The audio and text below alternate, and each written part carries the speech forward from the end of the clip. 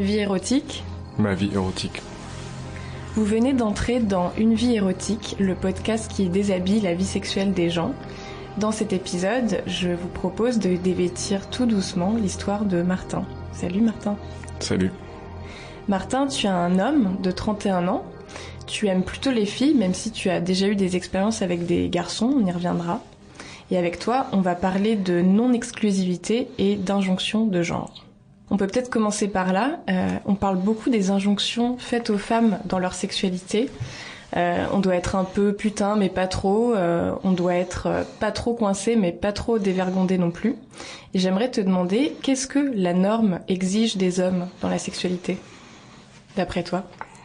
D'après moi, certaines normes de performance, des normes de conduite.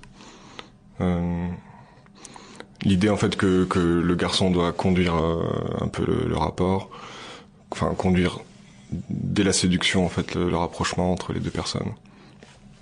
Puis en fait le passage à l'acte et donc le rapport. Donc il y a une notion d'être actif, de diriger, ouais. D'être conquérant. Surtout quand j'étais plus jeune, il y avait cette injonction de, enfin je ressentais comme ça. Mais je pense que c'est naturel parce qu'en fait on flippe un peu tous les deux et que c'est plus facile, enfin que la fille certainement se repose un peu sur le garçon.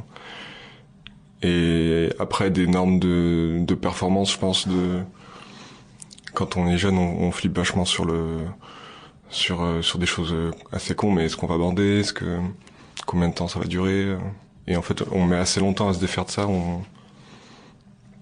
Les premières années, on essaie juste de faire un truc entre guillemets convenable, qui rentre dans des normes en fait, sans penser vraiment à soi ni à l'autre en fait.